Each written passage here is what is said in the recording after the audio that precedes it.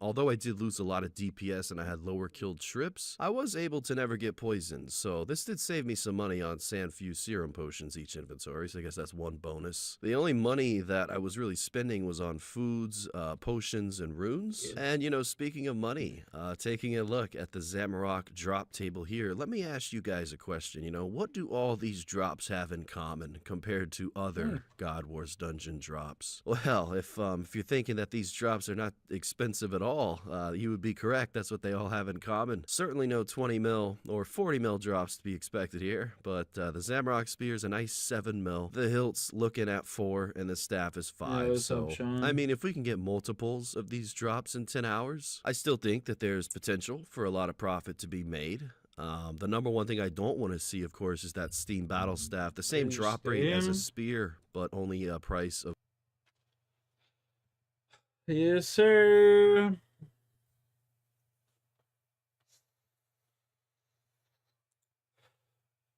At 6, in June, a Van Buren County jury convicted a young man of murdering a 64-year-old woman by intentionally hitting her with his car. He was later sentenced to spend the rest of his life in prison. We're trying to stay ahead of the curve, like everybody. The criminals are changing with the times, just like law enforcement are. When 64-year-old Melody Rohrer was reported missing by her husband after going jogging near the Oak Shores campground in Decatur back in September 2021. I went on to the room. I tried to watch the stream earlier, but it said it was private. That's weird. Solved the case. As soon as Rohrer was reported missing, investigators wrote it's out weird. a subpoena I don't know. unaware of what it would reveal. The subpoena showed that I don't know what Rohrer's to tell you, SIM card, brother. or subscriber identity module, had been taken out of her phone and placed into a phone owned by this man, 31-year-old Colby D'Elia Martin. Technology was able to paint a picture of Martin's alleged mindset at the time of the crime, despite him later saying that he accidentally hit Rohrer with his vehicle.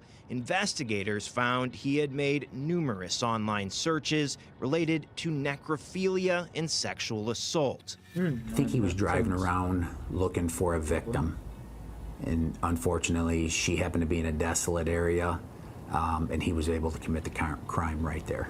He would be charged with murder, accused of hitting and killing her on purpose. Eventually, he would admit to hiding her body in the Three Rivers State Game Area. It was the detectives' knowledge of and access to specialized technology that helped convince jurors that this was a premeditated murder, not an accident. This video contains the interrogation of a man who intentionally hit and killed a jogger. 64-year-old retired nurse Melody Rohrer loved to jog and did so as much as weather permitted. On September 20th, 2021, Rohrer went jogging, even though it was a bit cloudy. She was wearing a bright yellow raincoat and white hat for visibility. This only made her a target for Colby Martin, who had been waiting for just such an opportunity. The road was clear of witnesses, so he took his chance and struck Rohrer with his truck. Once he had loaded her in the back, he took her body to another location to commit unspeakable acts. And Colby, you and I didn't talk about this, so I want to bring it up to you now. What brought it? You probably have an idea why we've made contact with you today. Just a little bit of history about that, since I haven't told you anything yet, but I think it's fair for you to know that yesterday we got called down around the Decatur area. Do you know where that's at? I know the name, but I don't know. Okay. Do you frequent Van Buren County much, or what? No, you just do your thing, then I'll tell you the story. Okay. So it's just... Okay. Why don't you just tell me the story then? Just tell me, okay, let's see what's some time. Well, I was at work, but then, cause my mom was sick, so they were like, because we're medical, so they were like, well, maybe you shouldn't be here. Did your mom have COVID or something? Or? Well, her cousin had COVID, so she was around her, so they just were being cautious. Mm-hmm. So I didn't want to go home, so I was just driving around, and I got lost. So I was just, driving. Mm-hmm. Yo, what's up, Rajat? It's foggy out. How you doing, buddy? How you doing? Came out of nowhere.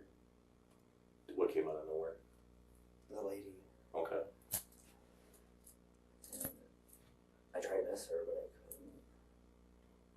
Then I just got scared. Mm-hmm. Didn't know what to do. I should have fucking called you guys. So what happened after you hit her? I don't know either. What's that? You on the bathroom? I just That's funny. got scared and left. Did you leave her there I put her on the back. in the back of the truck?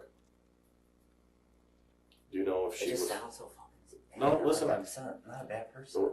I don't think Kyle and I, neither one of us said Well, that. I just- Colby. The situation, this looks like I'm a fucking psycho or something. No, we neither one of us has said that, have we? Not at all. No. Well, I'm never gonna say that, but Listen, I bet you'd be surprised how many people would tell you that. And we're not going to say that. Martin is nervous about what the detectives think about him and that they are most likely lying when they try to reassure him. Was she? Do you think she was still alive after you hit her? She wasn't. Okay. So from that point, Dragon where Hunter did Land you go? shot. Let's just go. went back down Dude. to where we were at. Well, I mean, I just. Did you drive right to there? Yeah. Okay. I don't know why. I just Are you familiar with that area? down there a little bit. Okay. I was just scared. I don't know why. Mm-hmm. Did you have any idea what she was wearing?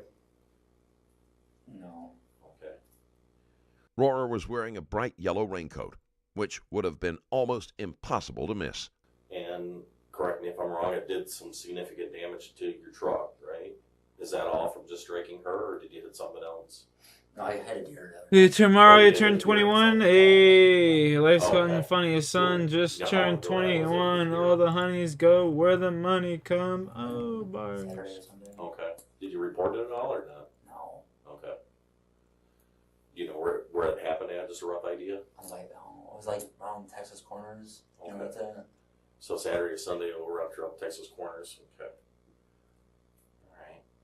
You don't know what road it was on, though. No, I don't even know the names of those. So, let's go back to- There's just a set of bones there, and I mean, I I don't know the don't deer feel died. too comfortable about Okay, that. that's okay. So after you struck this lady, you put her in the bed of your pickup truck, and then what's going through your mind at this time? I didn't know what the fuck's going on. I can't, like, it just didn't seem real. Okay. And you're not familiar with that area down there, is that No, correct? That's why I was loud. I was just Okay. driving, trying to get to a main highway. Mm-hmm. Okay. I shouldn't even And so I'm familiar with the area. It's foggy out, Yeah. right? And is there any other traffic on the road that you remember? I didn't see much. Maybe some tractors. And is the vehicle that you struck her with, is that the one that we found you at Walmart? Is that Yeah. one and the same? Okay. Now, that state park, that is, is that close to your home down there? A little bit. Okay. Had you ever been down in that area before? I mean, like when I was a kid. Okay. So, like I said, I'm just trying to get No, just what's going on here. You got her in the bed of the pickup truck, and you know Mm. she's just dead, right? Probably from the impact. You hadn't been drinking alcohol. Do you drink No, alcohol? no. Okay. Hadn't been doing drugs. Mm. Okay. All right. Do you use any drugs or anything like that? Smoke, like weed. Okay. Had you smoked any? when you Smoke were- me some No. weed. Okay. So we know you weren't drinking. We know you weren't under the influence of drugs, right? No. Unfamiliar with the area. Oh, fuck's sake. Foggy. And when you're driving down the road, let's say this Hey, is you're back. the roadway, okay? Mhm. And these are the shoulders. Do you know where Yes, she would have been sir. standing at when you came upon her? I feel like I was more. I don't know. I thought I was like more in the middle because the road was Yeah. a shitty road, you Mhm. know. Yep. I mean, she was on the right side, obviously. This side? No, my side. Oh, she was on the driver's side? I mean, I was like this way. Which way do you think you were heading?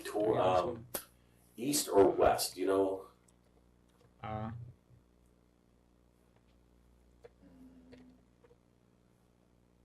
And I know that without you knowing that area very well, which it would be easy for us to know east from west from there. Do you know any landmarks? Do you remember anything about where you were at? just remember like going down like a hill. Okay. The thing it didn't heal, it's because the server was on like 150 ping. Did you go through Decatur? I double tapped it, like I Sure. literally double clicked it to heal, Okay. and it just didn't register because So- of the ping. Yeah, that's okay. We're just trying to That's figure what out. it is. Down here is a T. There's this road. Not much you can do about it, you know what I'm saying? It's the fucking way the cookie crumbles, Public access right homie. here, a lake, and the accident happened right in this area. That's But there's a the T way intersection here. There's a the farm here. cookie You remember passing that farm at all? Might have. So do you think you possibly could be heading west, or like I said, I don't want to put words in your mouth. Maybe. I think about it probably would. Maybe heading that way. Probably. Okay. And then driving in the middle of the roadway because it's one of those hilly, bumpy roads. Yeah. Okay. And where do you think she was at when you came upon her? Was she in the roadway? Yeah. Okay. How far into the road? If this is the center line? Probably like not in the dirt, but Yeah, that's sure. like And you it's know, say like that's the dirt. Yeah. She's probably Okay. walking. So in the travel lane is what you're thinking? Yeah. Okay. Once you hit her, do you lose control or anything like that? But Okay. you You come to a stop. Mm. I'm assuming you come to a stop because you said you put her in there. Did you check her for signs of life? I tapped her and I asked her if she was okay, and so Mhm. she didn't say anything. She Okay. was like freaking out. Yeah. During an accident, a certain amount of panic and poor decision making isn't uncommon, especially when a person knows that they are guilty to some extent. In most cases, when someone strikes a pedestrian with no witnesses, the perpetrator drives away. All Martin had to do was call 911. Putting her into the bed of his truck would have been awkward, and there was no reasonable excuse for doing so.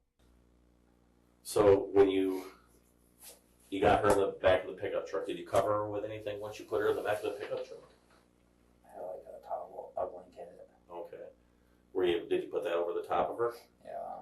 It didn't blow off when you're driving down the road? When I got down there, it did. It didn't blow out of the pickup truck? Come on, attack. Okay. So somewhere alongside the roadway is the blanket? Probably. You know what Jesus. color blanket it is by chance? It was like green. Green blanket. Was it a heavy blanket or a light blanket? Like what you put it like on a couch. Okay. Yeah. Like a throw maybe, or? Kinda like that. Okay. So you covered her, was that blanket at one time inside the truck and you took it out and put it over the Yeah, back? it was just like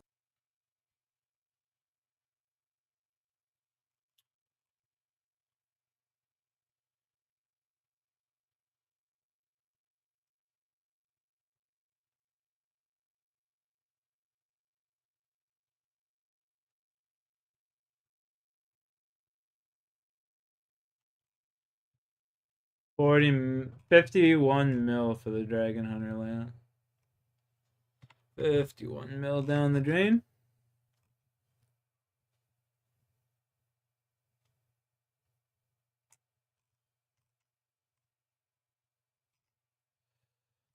I don't even know what to do anymore, man.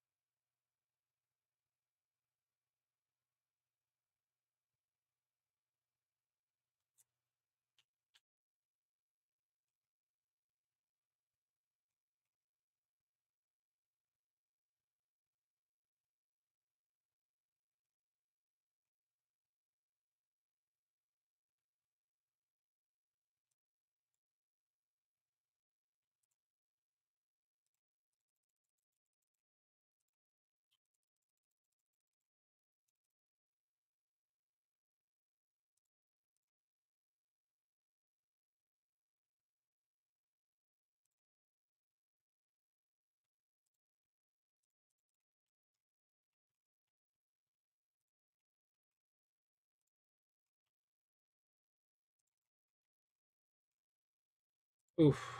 Easy kill. Let's go.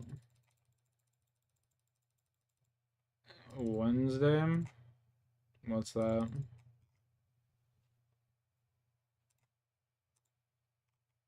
I can't watch like TV. I want to watch it with like you guys.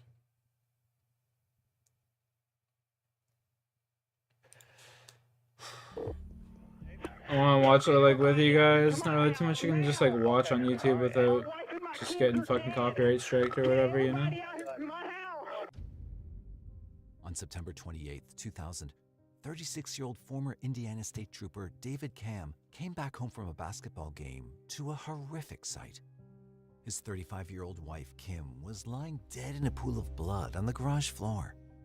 Nearby, in the family car, David's Can 7-year-old Dal son Mack Brad win and playing 5-year-old daughter Jill Dallas had also suffered Mavericks? the same tragic fate. I think David placed a 911 call Dallas to the versus Indiana Mavericks. State Police Department. Dallas, His former isn't it workplace, Clippers? to Isn't it report Clippers this versus Mavs? unfathomable tragedy that had befallen his family. Indiana State Police Radio, Patrice, can I help you? Patrice, it's Dave Cam. Let me talk to Post Command right now. Okay, he's on another line. Right now, let me talk to Post Command. Hold on. I heard this before. We've seen this.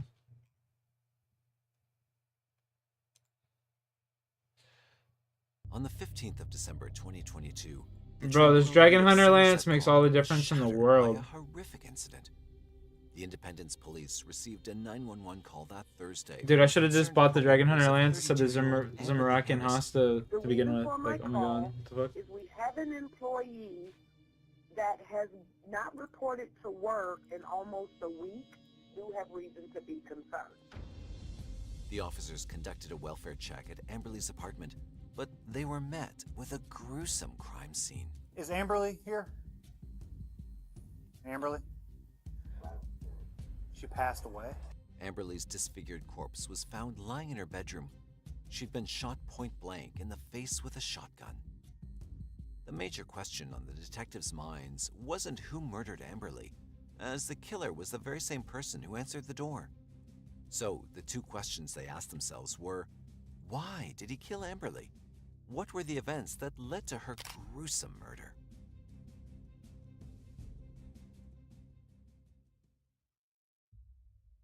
Independence, a city about 15 minutes south of Cincinnati, Ohio, in Kenton County, is known for its tight-knit, supportive community of over 28,000 Yeah, they're residents. playing LM.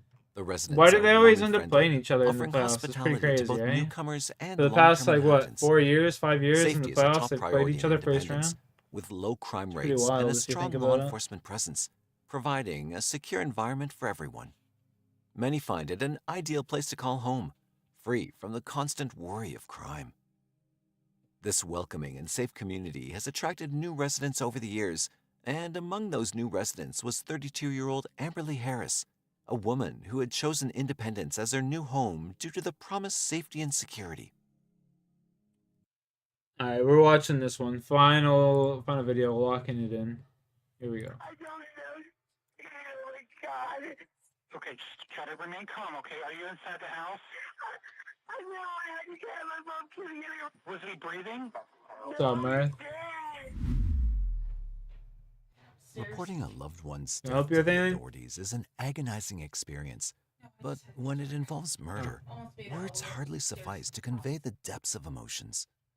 Perhaps 40-year-old Sarah Andre, whose voice you just heard, was experiencing the same emotions on June 19th, 2019. He was laying in the middle of the bed with his feet hanging off the bottom, blood spatter all over the headboard, the walls. She recounted to the police the grim discovery she made. Her boyfriend, 49-year-old Darren Atkins,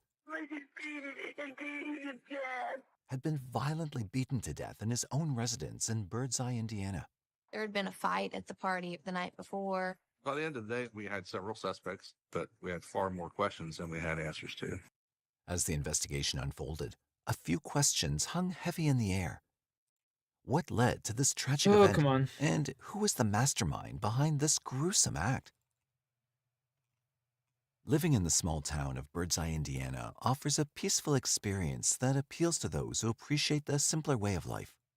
With only essential amenities like a post office, a dollar store, a library, and a gas station, life here moves at a relaxed pace, far from the hustle and bustle of the city life.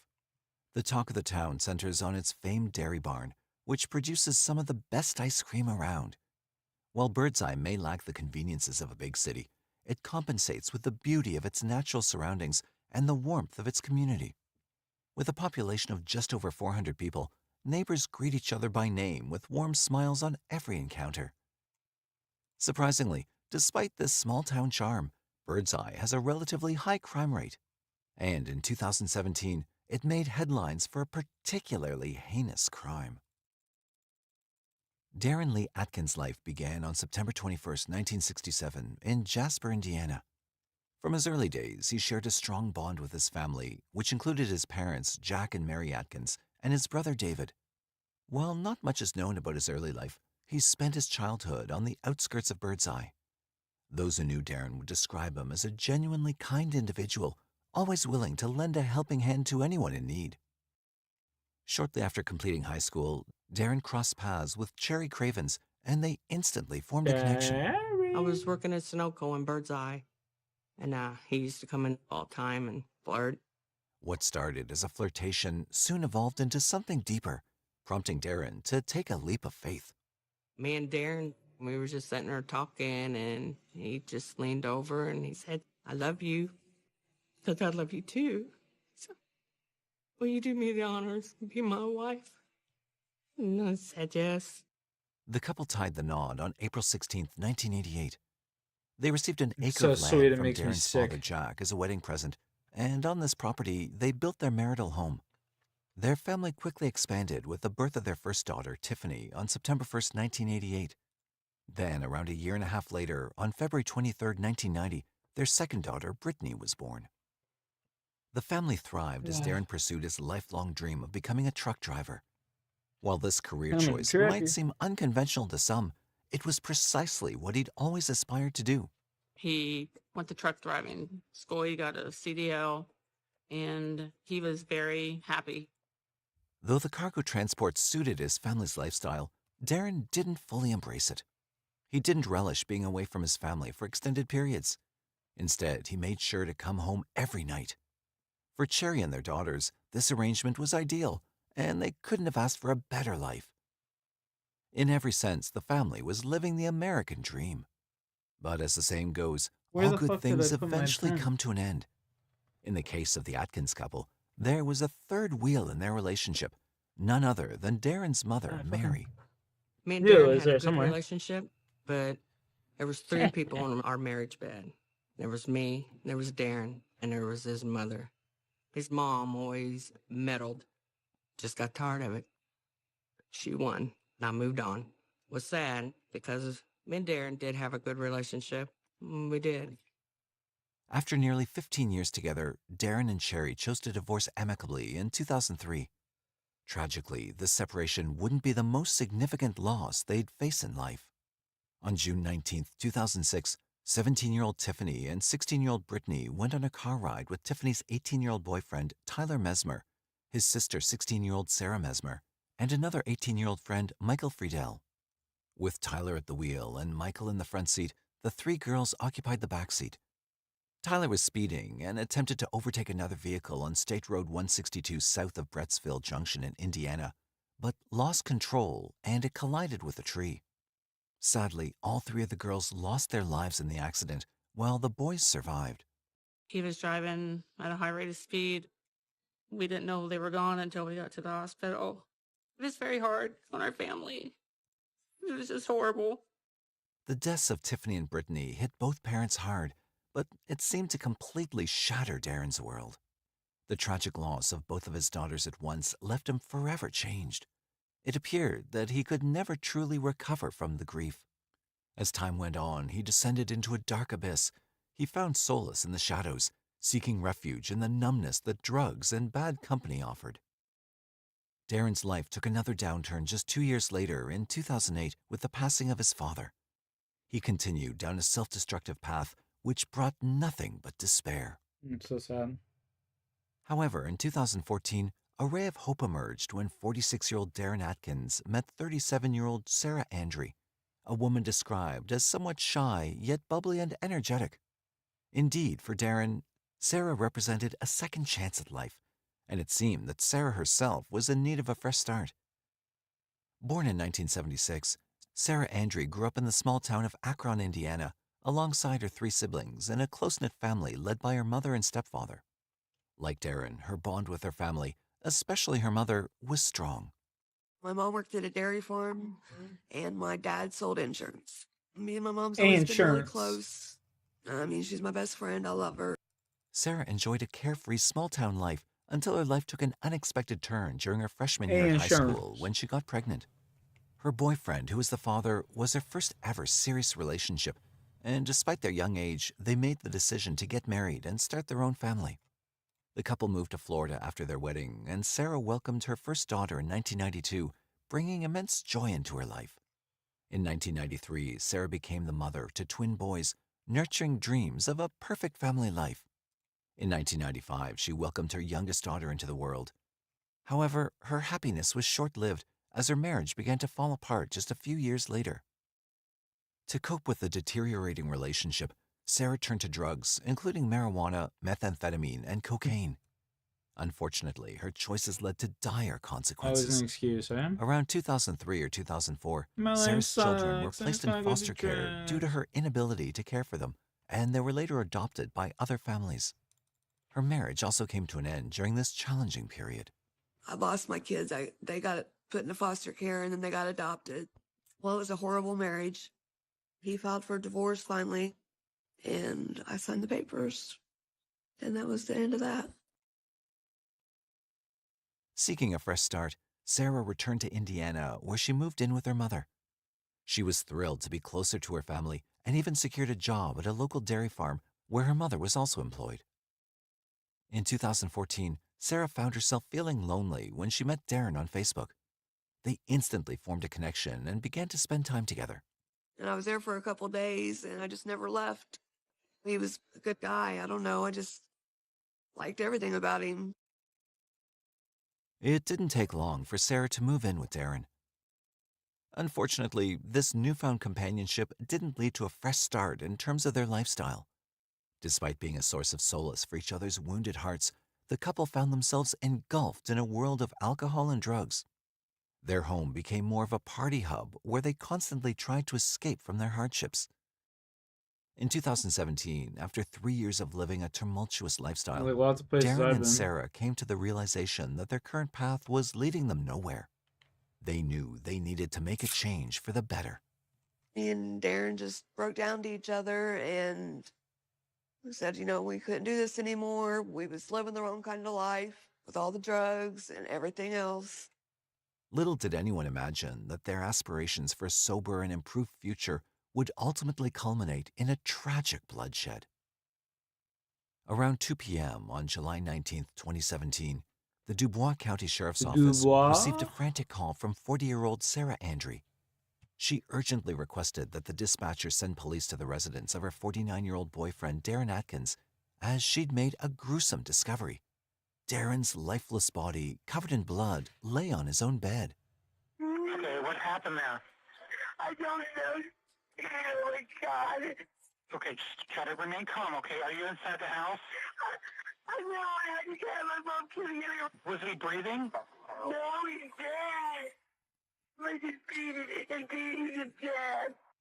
Sarah went on to explain that both she and her mother were parked at the Brettsville Junction intersection, approximately 11 miles away from Darren's residence. Coincidentally, the same place where Darren's daughters lost their lives. Stay there. Stay there. We're going to have an officer meet you there, okay? Dubois County Sheriff Tom Kleinhelter, accompanied by several deputies, proceeded to Darren's residence at 3543 South Harts Gravel Road in Birdseye, Indiana, in response to Sarah's distress call. It's a trailer that sits on a little lot. There was just a very short hallway that opened up into the master bedroom. There you saw the body.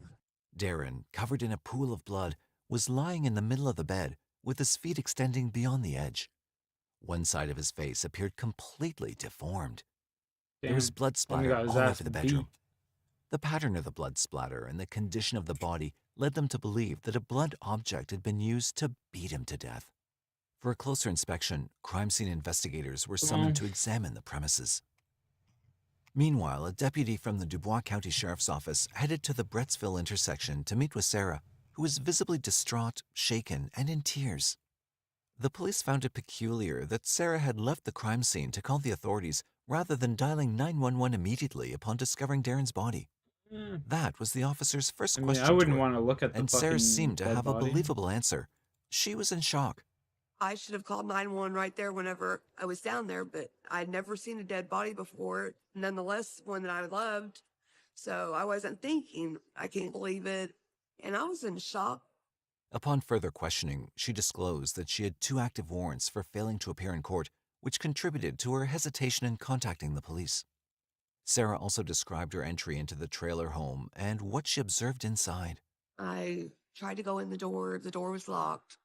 We always had windows we could get in, you know, because sometimes I would get locked out or he would get locked out. So I go through the kitchen window. I went in the house. How And I is seen him laying in the bed. I seen blood on him, and then I was like, Yeah. I was like, baby. I was like, wake up. I was shaking. I was like, wake up. I started getting louder and louder. At that point, she explained that she contacted her mother to pick her up and then proceeded to call 911 shortly after. She was then taken to the police station for further interrogation. Back at the crime scene, investigators meticulously searched for clues to piece together the murder puzzle. They couldn't find the murder weapon. However, they came across a blood-stained blanket and a blood-stained pillow on the floor, both removed from the bed. It seemed as though the killer had attempted to dispose of the body, but abandoned the effort, realizing that it was too difficult. Additionally, Darren's wallet was found, but its contents had been taken. While this pointed to a possible robbery, detectives remained uncertain whether the theft was the true motive or if someone had tried to stage it as such. Their skepticism stemmed from the fact that there were few valuables in the home to begin with, and some items, like the television, remained untouched. Although robbery was not yet to be ruled out as a motive, an intruder targeting Darren's place simply for money didn't quite make sense. After securing Darren's trailer, detectives returned to the Dubois County Sheriff's Office to interview Darren's girlfriend, Sarah Andre. During the interview, she disclosed that they'd been attempting to turn their lives around and were optimistic about building a future together. He had asked me to marry him. I said yes, but it's just the drugs and the life we was living, it just wasn't happening. During the course of the interview, the detectives questioned Sarah about the timeline of events from the previous night and the morning of the tragic day, leading up to the moment when the body was discovered. Okay, so who did you spend the night with last night? With Darren. There was a party going on. Sarah continued to recount that during the party held at Darren's residence on July 18, 2017, several local individuals had come and gone throughout the night. However, by midnight, all of them had left. She was the only one who remained, spending the entire night there. She departed from Darren's home the following morning early in the morning and headed to her friend Jason Atkins' house to do laundry. Despite sharing the same last name, Jason and Darren weren't related, but they were acquainted, having grown up in the same community of Birdseye. Sarah explained that when she returned to Darren's house in the afternoon carrying her laundry basket, she encountered a locked front door. To gain entry, she used the kitchen door, and to her horror, she found Darren's lifeless body inside. Given the large number of people who'd been at the party, the list of potential suspects was extensive, posing a daunting task for the detectives in narrowing it down. Therefore, they turned to Sarah for answers. If you had to say you really, really, truly suspect someone of doing this to Darren, could you answer that? Yes. You could. Who do you suspect?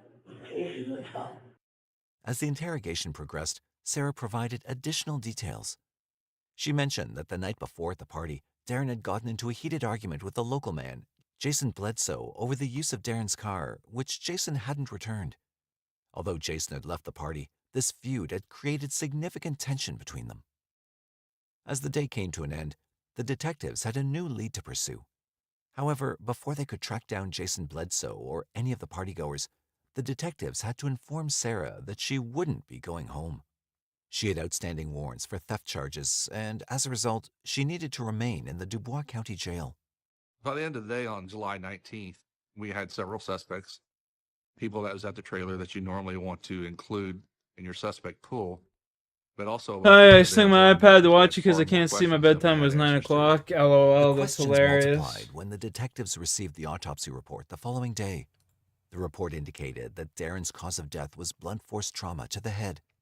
The medical examiner, That's funny, Dr. buddy. James Jacoby, also noted severe injuries to the left side of his face, in addition to numerous small cuts across all areas. These injuries were consistent with those inflicted by a round object, possibly a bat, although the murder weapon was never recovered, making it impossible to confirm. The most crucial revelation from the autopsy report, however, was the time of death. It indicated that Darren had been deceased for an extended period by the time his body was discovered. The most likely time frame for his death fell between 4 and 8 o'clock in the morning, deepening the mystery surrounding the events leading up to his murder. With the updated information about the murder timeline, investigators managed to locate Jason Bledsoe. They met with him at the parking lot of an antique store where Jason confirmed most of what Sarah had recounted.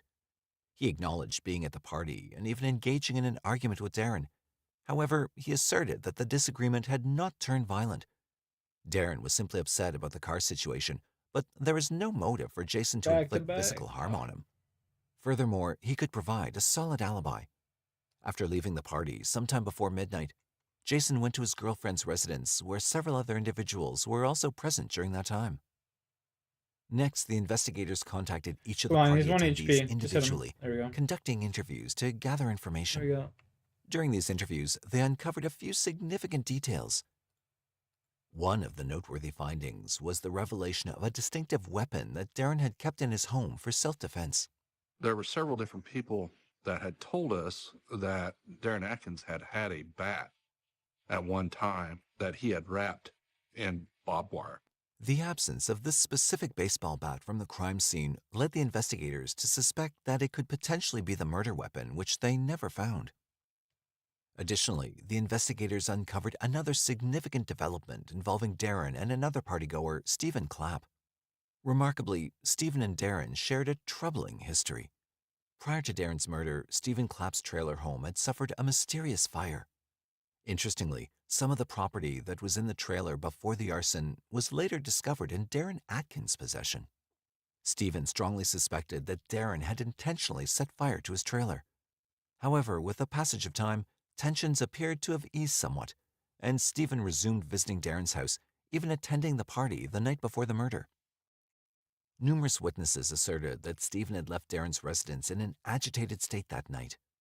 Yet, what truly captured the detectives' attention was Stephen's history of assaulting an individual with a unique weapon.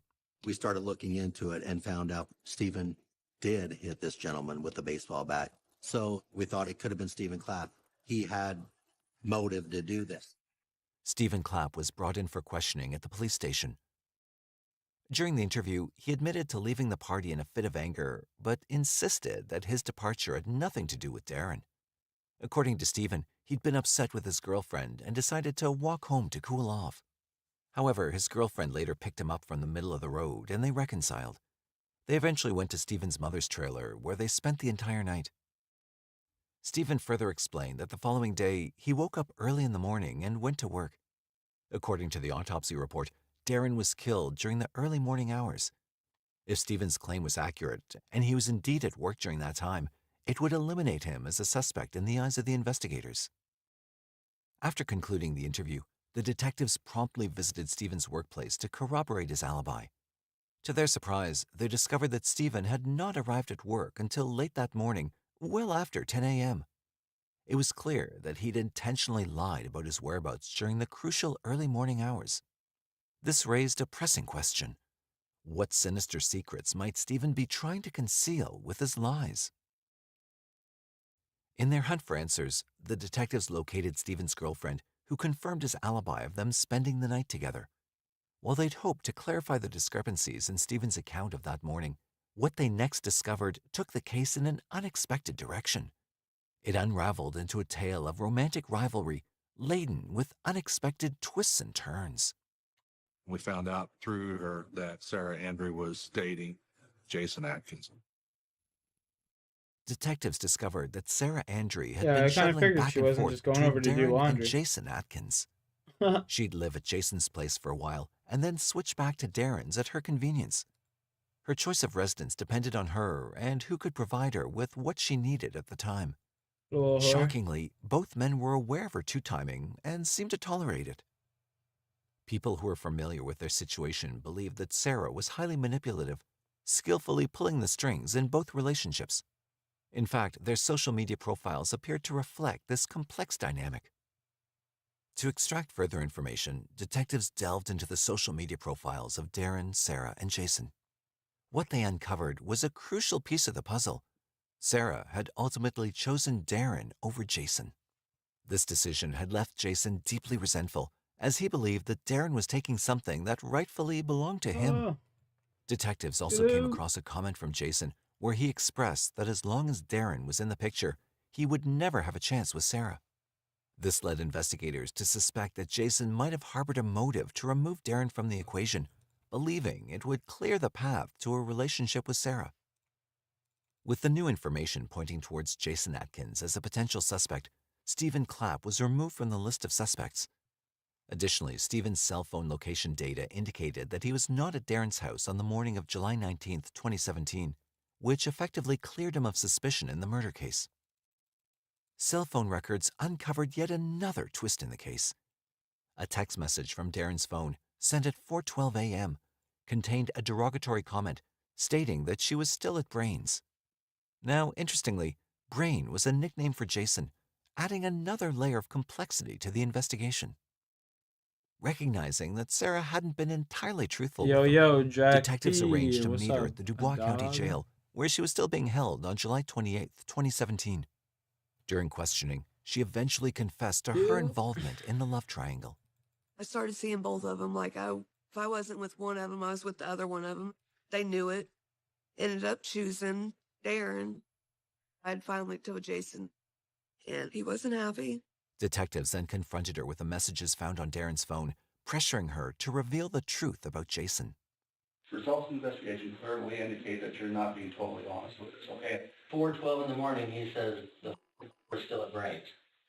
Who's he talking about? Me. I don't think you killed Darren.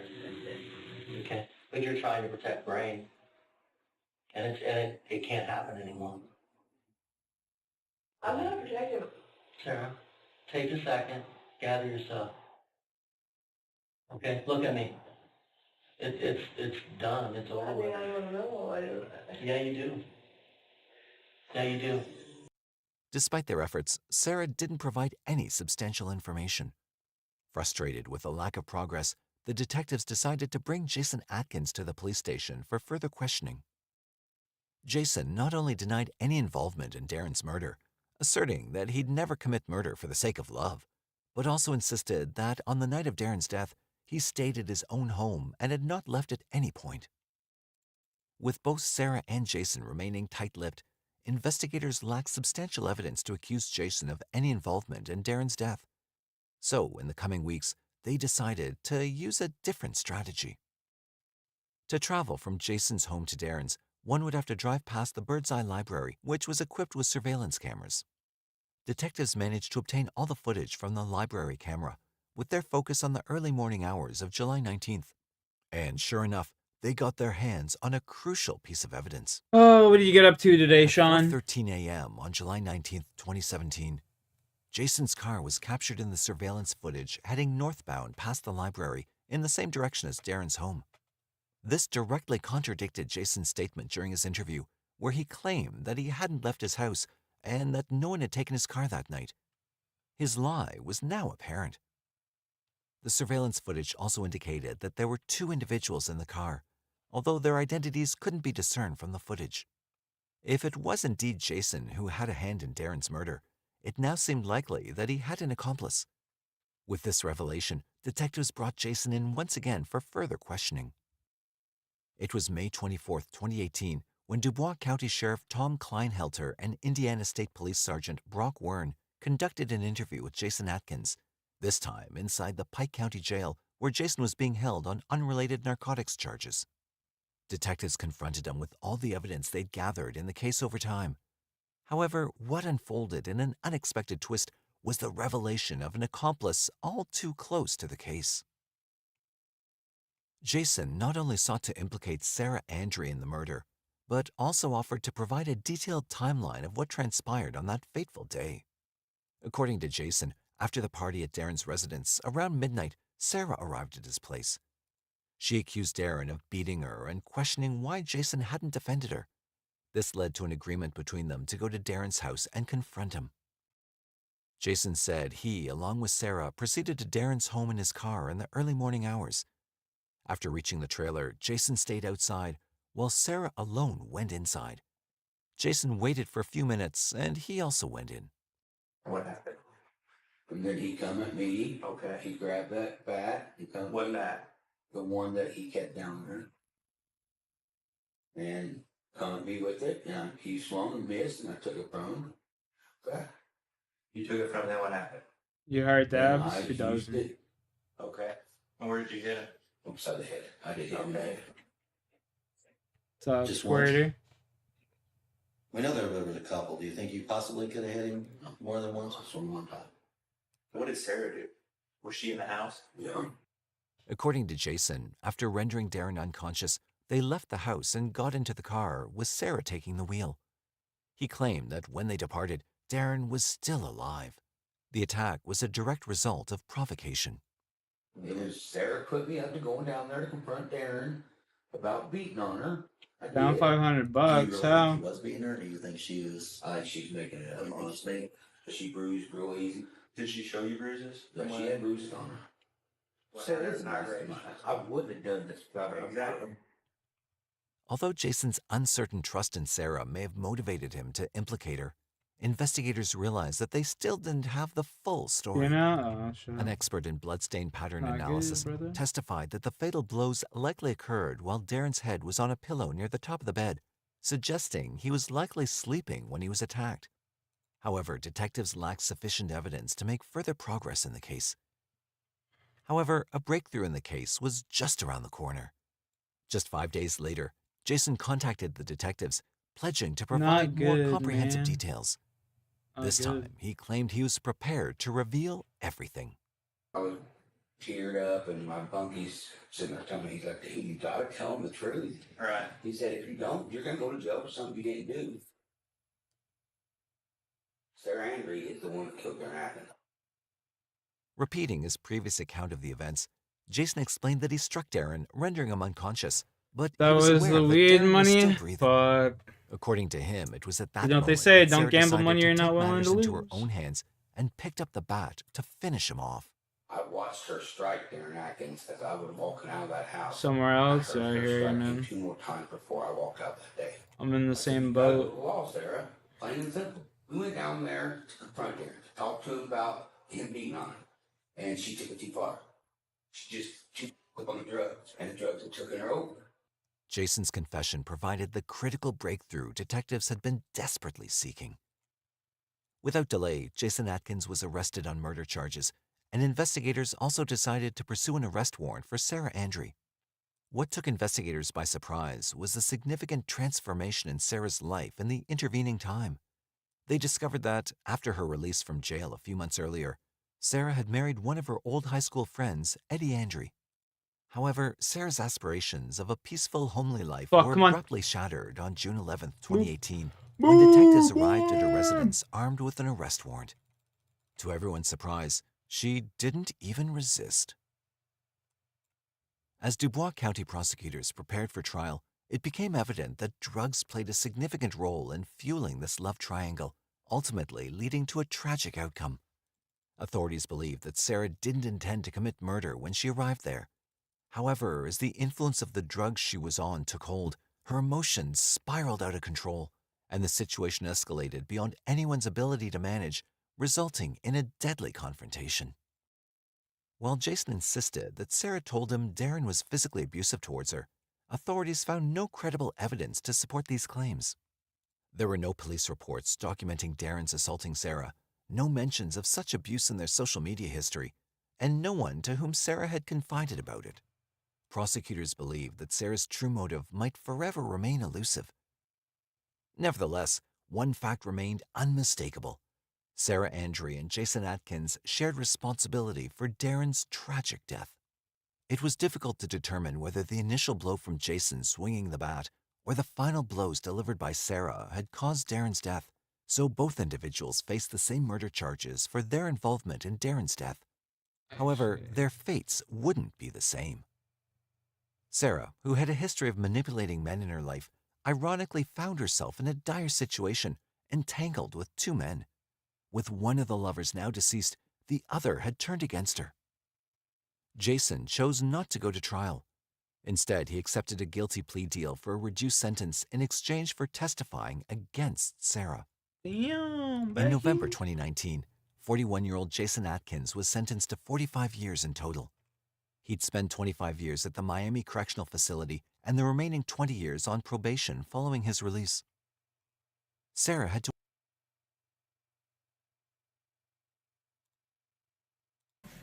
for the ALS Ice Bucket Challenge. The girl you see is 13-year-old Nicole Lovell. On January 27, 2016, the world of her mother Tammy turned upside down when she opened the door to her daughter's room. Nothing's ever happened like this before, ever. Little did she know about the secret activities that unfolded behind that closed door the night before. This case examines the twists and turns in the disappearance of young Nicole from Blacksburg, Virginia. A frantic search began against the ticking clock because Nicole couldn't survive more than a day without her crucial medication. But what shocked... We've seen this before.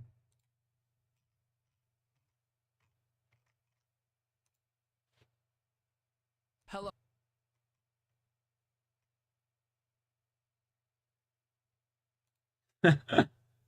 Facebook trolling leads to a gruesome murder. Honey, I need a name with bad. Please. Okay, what's going on? Oh my God. There's no pulse on either one of them. They're white. They're kids. Their baby's here. How's the baby? How's the baby? Oh God. Fuck the baby, we're worrying about the dead ones. They're both dead. It's too late. The victims were 36-year-old Billy Payne and his fiancée, 23-year-old Billie Jean Hayworth, Billy Joe, who were mercilessly shot to death in their own home on January 31st, 2012, while their 7-month-old son was still in his mother's arms, covered in blood, but miraculously unharmed. The sleepy little town of Mountain City, Tennessee, was shocked at these cold-blooded murders. When I found out, I didn't believe it at first. It was a few hours before it sunk in. And just to think that this could happen to someone. However, what was even more shocking was where the murder investigation led: a Facebook feud. At the center of this chaos was Janelle Potter, a 31-year-old sheltered woman. Janelle, battling health issues her whole life, had been facing relentless threats and nasty comments on Facebook for months. Of things were people saying about you. I was a bad person. I was horrible. I went through a whole lot. They don't sound too far off The if ones you're fucking behind these murdering threats people. were none other than the deceased couple. I mean, So was this real. deadly outcome truly the result of a dangerous game fueled by revenge, as everyone suspected? Spiritual. Considering Janelle's protectors, whether it's her paranoid parents or her devoted boyfriend, the possibility could not have been that far-fetched. I remember I wrote, "Please do not write on Janelle's Facebook. I beg them, please don't do this." But if only the story was that If straightforward. only them dumb fuckers just Secret being orders, right on her cryptic confessions. Facebook. You got rid of everything that was from building. Okay. I'm actually full up there. And a mysterious CIA operative in the mix. Is the CIA here? CIA? Each layer of this story added further complexity to the already twisted story. Facebook murders, a story where truth is stranger than fiction. Mountain City, a symbol of the community's open arms and friendly spirit. Get over there, boy! Welcoming people to Mountain City. Die with says, honor. A friendly hometown. Friendly to you? No. Why not? Because I wasn't born and raised here. I didn't grow up here. People here do not like outsiders. I don't like It seems like outsiders the town neither. Isn't as welcoming to newcomers. At least that's what Janelle Potter, a sheltered young woman who relocated there in 2005 at the age of 24, believed. It wasn't hard to comprehend why Janelle perceived herself as a misfit, considering her unconventional life experiences. Janelle Lee Potter, born on April 27, 1981 in Pennsylvania, was the second daughter of Marvin and Barbara Potter. However, Janelle's journey was marked by numerous challenges from the start. Born with learning, hearing, and speech disabilities, Along with a diagnosis of type 1 diabetes at a tender age, she navigated a path distinct from her peers. She always had to be extra cautious about her health. Her parents were extremely protective of her as she grew up. What were the rules? Don't be out past, 12 o'clock at night. No smoking, no drinking, no... Oh my god, so the same rules as everyone else? Even into adulthood, Janelle remained under the tight control of her parents. Restrictions in her personal life extended to prohibitions against having boyfriends or driving a car, typical experiences for individuals of her age. Her various health and learning challenges meant she could receive a monthly Social Security disability check, yet she remained financially reliant on her parents. Upon relocating to Mountain City, Janelle's mother, Barbara, secured employment at Hewlett-Packard, a renowned multinational IT behemoth. In contrast, her father, Marvin, known affectionately as Buddy, was retired and disabled. Marvin had a storied past, having served as a Marine in Vietnam, where he supposedly participated in the rescue of POWs. That's how you do it, He chat. also claimed to have been involved with the CIA, although this lacked official confirmation. Whether driven by his former profession or personal interest, Marvin harbored a profound fondness for firearms. Their residence boasted an arsenal of guns and ammunition, with even Marvin's oxygen tank adorned with bullet decorations. While her father indulged in his His oxygen intriguing tanks hobby, has got a and her fucking mother pursued a strap career on in it. IT, Janelle lacked any significant occupation. Standing nearly 6 feet tall, with a childlike voice and social awkwardness, Janelle struggled to forge new friendships. Consequently, she spent the Sounds like a majority hair of her time problem. indoors within the confines of their secluded ranch house. Inside, her room resembled that of a fourth grader's, adorned with soft toys and posters, a reflection of her personality which seemed to echo the sentiments expressed by her mother. What kind of person is she? Good-natured, sweet person. She's not an angry person. Naive, young, innocent? Yes, very naive. She's young in her mind, more young than her age, I think. Thus, like many other loners, social media became her main source of support and connection with the outside world. So because you didn't drive, that's one of the reasons that your social world became the computer. Yes. I had a lot of family pictures on there. Random pictures of sceneries, dogs. Selfies? Any selfies? Selves. I'm a very Selves. sweet, caring person. I love life, and I love to make others laugh, her Facebook profile read. However, it wasn't easy using social media as a way of getting away from the watchful eyes of her parents, because they monitored all of her activities. Did your parents have access to your Facebook page? Did they monitor it? Yes. A woman in your late 20s and your parents have access to your Facebook page? Well. In 2009, during her 30s, Janelle experienced a rare chance to connect with others beyond the confines of her computer screen. During a solo outing to the pharmacy, one of the very few places she was permitted to visit independently when her mother was occupied, she struck up a friendship with a pharmacy clerk named Tracy Greenwell. Tracy recognized Janelle from previous visits and recalled her appearance. When she first came in, what did she look like? Sweet and innocent. I mean... She's got the big blue eyes, right? The sweetest thing you'd ever think you'd see. Tracy later mentioned that she felt compassion for Janelle and decided to strike up a conversation that day, extending a hand of friendship. Sweet This dreams. single encounter would Love ultimately it. alter Janelle's life trajectory. Following their initial meeting, Janelle began spending a significant amount of time with Tracy. She gave me her phone number, and I started calling her. I would go out with her to the mall, to her house and out to eat. For Janelle, interacting with Tracy's family and friends was her first real taste of the outside world. She noticed the stark difference between their dynamic lifestyle and the sheltered environment she was used to at home. Being with them allowed her to experience things she'd never done before and enjoy activities like rock climbing, which opened up a whole new world of adventure for her. Tracy introduced Janelle to her brother, Billy Payne, better known as Bill, who was described as an outgoing, caring, and charismatic man. Billy. He held a job at the local thread factory, having joined right after completing high school. Known for a sense of humor, Bill had a knack for lightening the mood and bringing joy to those around him. According to some acquaintances, Come on, Janelle just hit him. had a secret crush on One Bill, time. but her feelings were not Sure. reciprocated. Bill was in a committed relationship with a woman named Billie Jean Hayworth, whom he had met at work. Despite a significant age difference of 13 years, Billie Jean had captured Bill's heart, and the pair shared a strong bond. By 2011, they were engaged and had welcomed a son into their lives. Their relationship was characterized by happiness and anticipation as they planned for their future together, including marriage. Tracy, recognizing there were no future prospects in a new relation with Bill, instead introduced Janelle to her cousin, Jamie Curd.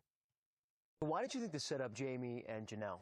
Jamie didn't have a girlfriend, and she really didn't have a boyfriend. I mean, they didn't look like they'd go together by no means. Much like Janelle, Jamie was also a bit of a loner who was passionate about computers. They bonded over their shared interests and eventually started dating. However, they had to keep their relationship a secret from Janelle's strict parents, knowing they wouldn't approve. Can't tell my mom and dad. Eventually, Janelle introduced Jamie to her parents, but they were unaware of the true nature of their relationship and believed they were just friends. Jamie, being a computer repairman, found his way into the Potter home whenever Marvin or Barbara needed help with their family computer. Behind her parents' backs, the couple continued their romance, with Jamie even providing Janelle with a cell phone for discreet communication. You and Jamie got pretty serious at one point. Yes. He gave you a cell phone so that you guys could talk without your parents being on the phone. Yes. How often would you talk? Every day. For long periods? For an hour, 2 hours at a time. It appeared that Janelle's life was finally taking a positive turn. She'd found a supportive group of friends and had a boyfriend she cared about. However, around this time, Janelle started experiencing relentless bullying on her Facebook page. Anonymous comments flooded in, labeling Janelle as a bad person and even threatening her with assault. What kinds of things were people saying about you? Just that I was a bad person. Oh my God, Facebook, because someone on Facebook said you were a bad person. Janelle confided No in her mother, way. Barbara, about the online threats she was facing, and Barbara was deeply disturbed. In an attempt to address the situation, Barbara took matters Shellin into her own Marky, what are you hands and saying? posted a plea on Facebook, Listen to this, urging the Marky. perpetrator to I'm stop my her ultimate harassment. Iron Man. remember We got I it trained all the way up to 50. Please, Fire do making. not write on Janelle's We're up at Winter Facebook. Toted. I We're beg doing you, our please don't do fucking. We're this. doing our rounds up at Winter She also Toted. warned that if the harassment My didn't fucking cease, game she'd involve the authorities. freezes, and then when I log back Barbara in, I'm at pressed Janelle about Lumbridge. the identity of the perpetrator. Janelle speculated that it could be Billie Jean Hager. Get that, son. But what motive would Billie Jean have for such malicious behavior? According to Janelle, Billie Jean was envious of her appearance and feared that her boyfriend Billy might leave her and their child for Janelle. She even alleged to her parents that Billie Jean was behind the persistent prank calls and intimidating drives past their home. On the other hand, Billie Jean confided in some friends that they were being harassed by Janelle. They believed that Janelle was jealous, and even though she was dating someone, her heart was still set on Bill. In my opinion, she couldn't have Bill, so she wanted to be involved in his life as much as possible. I believe Janelle wanted to tag along with Jamie and be involved in Bill Payne's everyday life. In the midst of this Facebook feud and tangled web of accusations, both men stood firmly by their partners. Bill supported Billie Jean's claims of innocence, while Jamie stood by Janelle's accusations. This divide caused a rift between the once close friends, fracturing the family dynamic into opposing sides. Despite being cousins, Jamie and Bill's relationship soured as a result of the conflict. In response to her concerns, Janelle reached out to the police station to report the situation at one point. The circumstances took a dangerous turn when Wasn't large paying rocks attention were there, almost thrown into the died. Potter's front yard, escalating the conflict to physical threats. Barbara, fearing for their safety, called the police to investigate. Photographs taken by the police revealed that the rocks were inscribed with Bill Payne and Billie Jean's names, along with one rock bearing the message, "I am your Huckleberry." While the incident didn't result in any immediate consequences, Janelle's parents were deeply shaken. Following this disturbing event, everyone involved unfriended each other on Facebook. Oh, no. Now, at one point, did they unfriend you on Facebook? I think we did it to each other. I unfriended them, they unfriended me. Who unfriended who first? I did Bill first, and I think Billy did me. And I unfriended her. With everyone unfriended, you might think that this would have been the end of the story. However, it was far from over. On January 31st, 2012, at approximately 10:30 a.m., the Johnson County Sheriff's Office in Tennessee received a distressing 911 call. Honey, I need an ambulance back. Oh my God, there's no pulse on either one of them. They're white. They're kids. And there's a baby involved. He don't look right. The call was made by a friend of Billy Payne and Billie Jean, who had visited the couple's home that morning and discovered their back door open. Upon entering, she encountered a horrifying scene. The young parents had been fatally shot while being in separate rooms. Their 7-month-old son, Tyler, was found in his mother's arms, covered in blood. Despite the tragedy, Tyler remained eerily silent, but fortunately unharmed. He's in one room, she's in the other, right at the playpen. It kind of looks like she's trying to get to her baby. But you can tell by looking down their faces, they're swelled, they're black and blue, they've been beaten. Okay, do you want to attempt to do CPR? They're both dead, it's too late. Murder was not a common occurrence in their small town. I had never seen anything like this before. We normally have maybe one murder every 3 to 4 years. This does not happen in Mountain City. Upon receiving word of the double murder, local law enforcement promptly alerted the Tennessee Bureau of Investigation, recognizing the need for an agency with greater resources to handle the case. When the TBI got there, I went inside the sliding glass door, and a hallway led to 2 rooms. In the first room to the left, I noticed Mr. Payne. He was laying near the foot of the bed with his feet sort of hanging off, and it looked like he had been shot in the head, and his throat was cut. I walked down to the next room, and that's when Almighty, what's up, dog? She was in a fetal position, laying on her left side, and you could see a gunshot wound to the right side of her head. From the outset, investigators recognized that this homicide case would be far from ordinary. The crime scene yielded no discernible clues, and forensic evidence was notably absent. Let's hope this bad boy's charged up. Failed to reveal any significant new information beyond what law enforcement already knew. Although 2 bullets were recovered from the scene, the absence of the murder weapon severely limited investigative leads.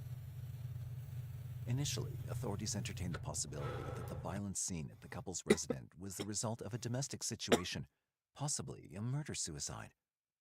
However, as they delved deeper into interviews with the couple's friends and family to reconstruct their lives, this theory quickly lost credibility. The authorities also how's everyone, man? Of a drug-related altercation, given the presence of methamphetamine residue at the scene. Mountain City was grappling with drug-related issues, and Bill had a history of drug How use, is everybody, prompting chat? speculation that the crime might have been drug-related. However, this theory was ultimately dismissed due to the absence of any stolen items from the house. As authorities continued their search for clues, news of the double murders spread rapidly throughout the small town, sending shockwaves throughout the entire community. However, the heightened awareness also led to speculation and suspicions being directed towards specific individuals. You already told me, I know. Would there be anybody that you could think of that would want to cause harm to him? And everybody's answer was the same. They're like, well, no, we don't think anybody would want to hurt them, but this weird events have been happening.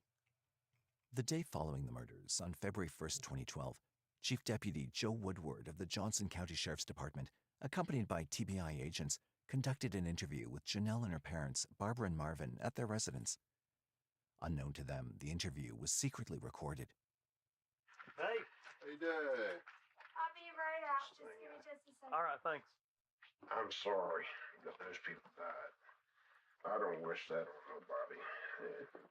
How'd y'all hear about it? We heard on the news. Maybe kids on the bridge? What do you mean?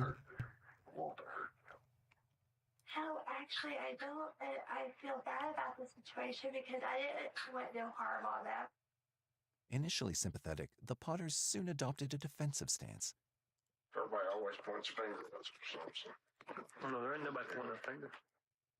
Before long, Janelle began to disclose the animosity between the two parties. I mean, I'm sorry it happened, but I mean, that's all I could tell you is they have been harassing the living crap out of me.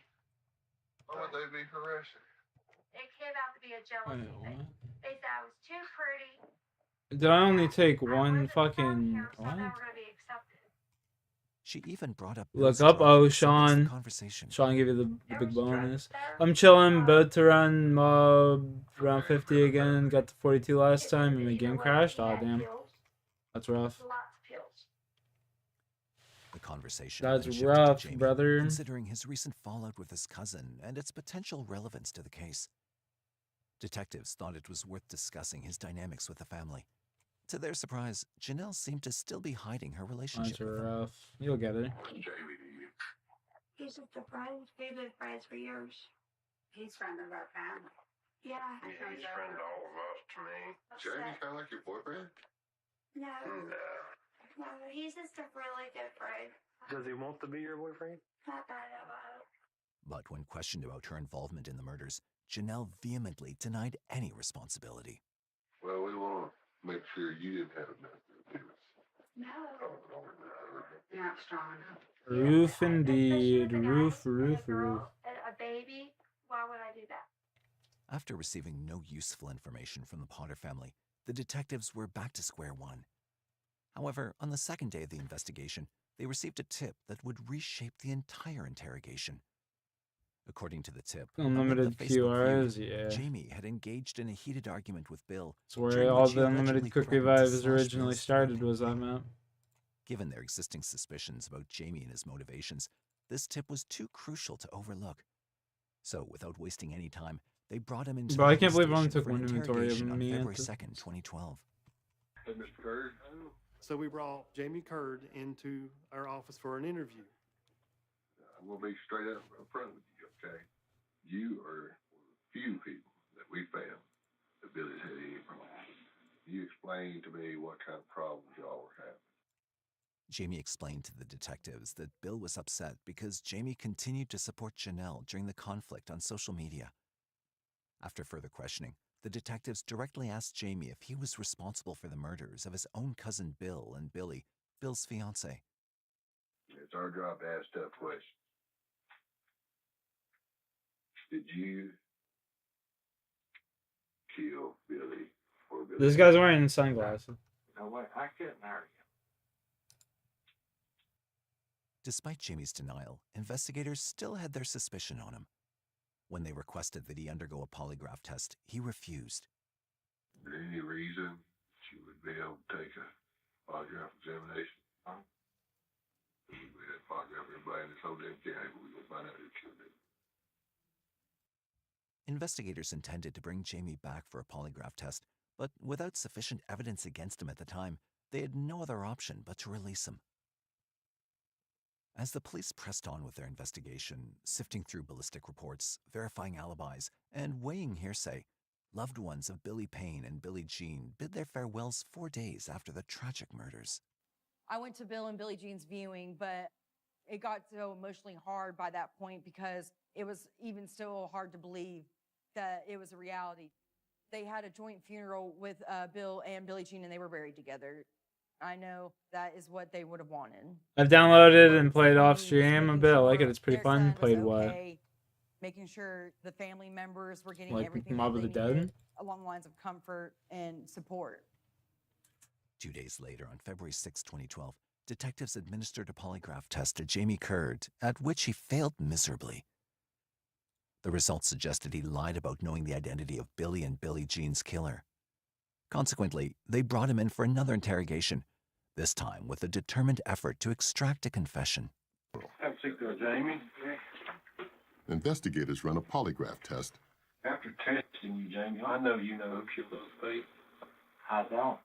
I know from talking to other people in your situation, and that way you just bearing down on just question. This case is not a hard case to solve, and I'll tell you why. The person that killed Bill did two things. Once the shot would have killed him, but after they shot him, they could have just thrust. And the one thing that people are going to testify that you said you was going to do. Yo, Eric, how you been, brother? I hope all is well, man. Tell us the truth. RuneScape? After Yeah, hours RuneScape's of super fun, bro. Jamie finally came clean. Who shot? It's like a super fun, like AFK, like you just throw it on a side monitor, you start editing, and you start mining some wood, or cutting some wood, mining some ores on the other monitor, you know? Jamie further clarified that Super while Marvin nice carried game, out the super killings, AFK. he stood there watching. Why did Buddy kill him? I don't know. Did he go in first? Did you go in first? I did. So, Buddy went in first, you stayed there at the store. Which room did he go in first? Right where Bill was at. Did you hear Billie Jean? Just when she came out, she came and went down the hall. Did you tell she had the baby in her arms? That looked like. Where did he go? Down the hall. Then what did you hear? You know, shot. Jamie went on to tell them how he slashed Bill's throat. Then what? And he lied.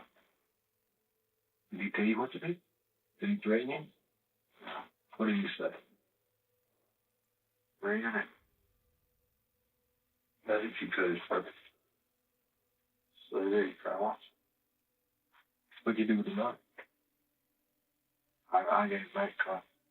It was evident to the detectives that Marvin and Jamie were both involved in the killings, but they needed to determine the extent of Janelle and Barbara's involvement. However, Jamie couldn't provide a precise answer to this question. Answer this, Jamie. How much does Janelle and Barbara know about this? I'll already took down. Just as it seemed the interrogation was wrapping up, a surprise twist surfaced.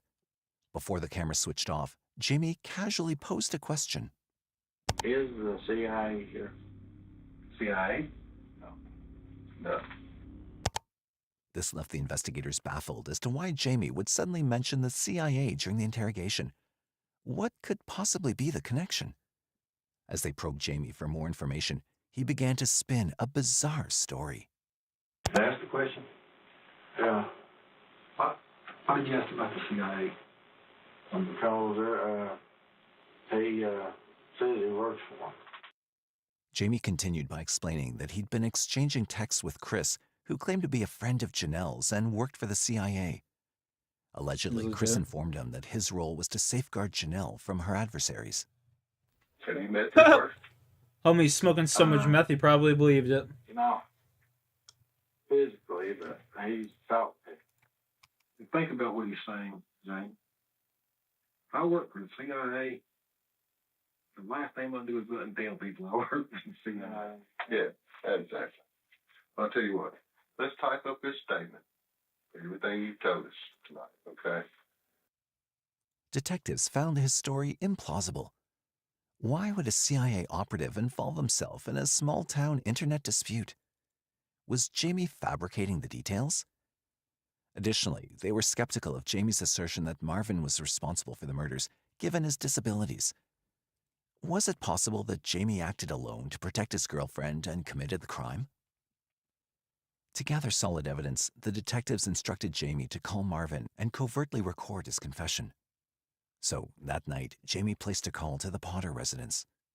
Hello? Hello. Oh, hi. Hi. You all right? Yeah. Did it go all right? Yeah. Did you have a lie detector? Yeah. And you passed it? Yeah. And they just let you go and that's it? It's over? Yeah. Well, that's wonderful. We've been praying our hearts out. You got rid of everything that was from Bill, didn't you? Okay. I'm not going to go up there. Although Marvin did not explicitly confess to the crime, his admissions provided sufficient evidence for the police to take action. The following morning, on February 7, 2012, deputies from the Johnson County Sheriff's Office executed a search warrant at the Potter residence. Upon Marvin's exit, the officers informed him of his arrest for the double murder. Marvin came to the door and we had told him that he was under arrest for the murders. And at that point, he started reaching for his gun. We detained him and took his gun away from him. As the search commenced at the Potter house, Marvin was placed under arrest and handcuffed. Subsequently, his interrogation began at the Johnson County Sheriff's Office. What do you think? That somebody's told you I'm the one who killed somebody. Here's the thing. We don't think you killed him. We know you killed him. Okay? I did. Wait a second. We have evidence. We have testimony. We have you talking about it on tape. Me talking about it on tape? Recording. Yes, sir. Absolutely. Who did you talk to tonight? I talked to Jamie. He called once. He asked you this, buddy. He said, did you get rid of everything from you? Yeah. Well, you know it's over. You know we got it. Are you a cold-hearted killer? Protector of your family. Which one are you? I'm protector of my family to start with, but I did not do. Initially, Marvin denied everything. So detectives decided to employ another strategy, providing Marvin with an opportunity to implicate Jamie. I think Jamie talked you into it. I think Jamie is secretly in love with Janelle. Okay? No. This is his way of proving to Buddy that I can take care of her, I can protect her. Now, That wouldn't have proved to me this thing. I didn't say that. The investigators then followed a varied approach with a more empathetic tone instead of continuing with the strict interrogation. I believe you are sick and tired of the most precious person in your life being attacked and harassed constantly. Come I on. know that. And this approach appeared to yield son of a results. bitch. Finally, after 4 hours of intense questioning, Marvin's story began to loosen up. Ever since We're just gonna have to kill all him. this crap started, I've had my life threatened. My wife has been threatened. They've threatened to take Janelle, cut her head off. When you hear people Plotting to catch your daughter in a restroom and murder her. They wanted to rape her because she's a virgin. And just so much. Investigators believed that Marvin was grappling with a moral dilemma, wherein he believed his actions were justified. In Marvin's perspective, he was simply safeguarding his daughter from individuals who posed violent threats to her. in your mind, you got no other choice, but no. However, he assumed full responsibility and denied any involvement from his wife or daughter in the crime. Janelle Barber. No. Come on.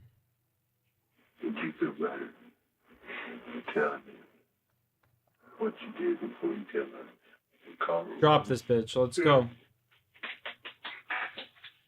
Barbara, before you find out from somebody else, I want you to know I was involved in it.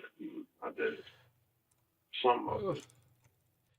Barbara, on the other hand, was reluctant to accept that Marvin was responsible for the heinous crime. Your husband confessed to it. Yeah, but there's questions about that. So why would he admit to it? Why would he confess? When they took him, they took no oxygen. They took no medication. And they interviewed him for hours. And when his oxygen gets low, he says things that don't make sense or are incorrect. Meanwhile, back at the Potter home, police continued to conduct a search of the property. They were looking for any physical evidence that could link Marvin Potter to the murders of Billy Payne and Billie Jean Hayworth. By no means was the Potter household a normal home. So did you notice anything odd in the house or anything unusual? Whenever the investigators went downstairs, there was a lot of firearms. We had rifles, shotguns, I mean, it's just one of those. An arsenal. An arsenal, basically, yes. How downstairs. Many? I would say probably close to maybe 60 different guns. 60? But guns were not the only weapons that were recovered.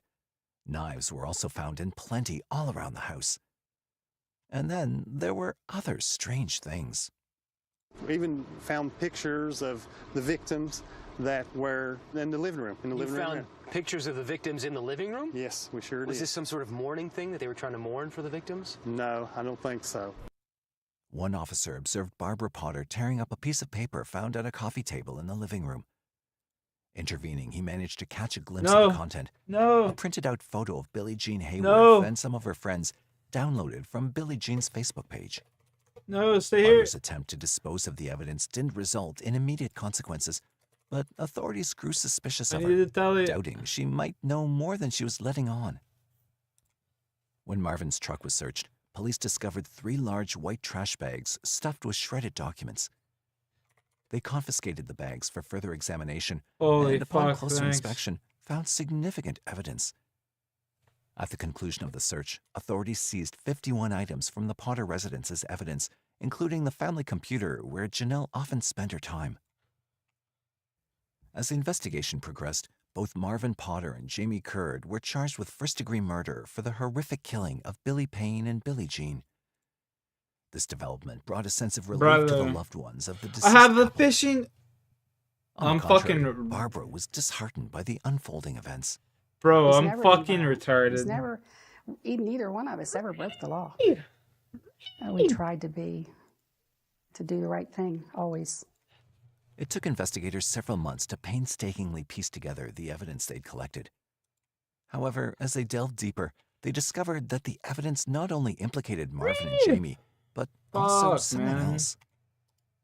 The investigators meticulously I can just cook that reconstructed the way, shredded maybe. documents found in the 3 trash bags recovered from Marvin's truck. Among the fragments, they uncovered a trove of over 100 pages of documents, revealing a trail of thousands of emails exchanged between Barbara and a CIA operative named Chris, the same Chris mentioned by Jamie earlier. These emails primarily consisted of warnings about perceived threats to Janelle's life. Chris claimed to have surveillance evidence showing that Billy and Billie Jean were plotting harm against Janelle. Knowing the extreme protectiveness of Janelle's parents, Chris exploited this vulnerability by emphasizing the urgency of the threat and the necessity for immediate action. He assured Barbara and Marvin that their actions to protect Janelle would absolve them of any wrongdoing and promised to get their names cleared.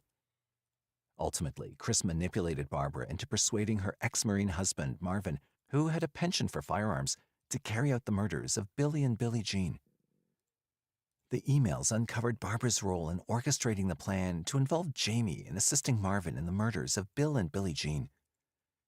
Among the damning evidence was Barbara's statement in one of her emails to Chris, where she expressed a desire for peace, but indicating a willingness to resort to extreme measures if necessary. This revelation not only implicated Barbara in the planning of the murders, but also demonstrated her active participation in persuading her husband to carry out the act. As investigators delved deeper into the case, the identity of the shadowy figure, Chris, remained a central question. Who is Chris? I have no idea who this Chris person is. What was his job? He was a CIA agent. What kind of stuff did he do? He said he was down here to protect me, protect my parents. But why would a CIA agent turn into a mysterious guardian angel for a small-town woman? Could it be connected to Marvin's past connection with the CIA? With a plethora of unresolved inquiries, investigators recognized the imperative to delve deeper into the case. Yet nobody could anticipate the staggering plot twist awaiting discovery. Upon tracing the IP address associated with Chris's emails, it unveiled a startling revelation. The same address linked to the Potter's Yo, family William, home computer. what's up, bro? Furthermore, employing forensic linguistics, investigators discerned striking similarities in the grammatical and spelling errors between Chris's messages and those of Janelle, who grappled with learning difficulties. This revelation led to an inescapable conclusion. The supposed CIA operative, Chris, was a fabrication, an online persona meticulously crafted by Janelle Potter herself. Acting under this guise, Janelle deceived her unsuspecting parents and her love-struck boyfriend, manipulating them into extracting vengeance on her behalf. That's crazy. She invented this character. Exactly. Exactly. When she invented Chris, she could assume a different identity and be as hateful as she wanted to be. With sufficient evidence in hand, Barbara and Janelle were apprehended without any resistance on August 12, 2013, for their involvement in the murders of Billy Payne and Billie Jean over a year before. Both faced charges of 2 counts of first-degree murder and conspiracy to commit murder. At the time of their arrest, Marvin and Jamie were already incarcerated awaiting trial. Despite the compelling evidence against them, all members of the Potter family entered pleas of not guilty to the charges. Marvin was the first among them to stand trial in October 2013. The prosecution presented a compelling case, bolstered by Marvin's own confession. They also called several Mountain City residents to the stand who testified about Martin's intimidating behavior in the years preceding the murders.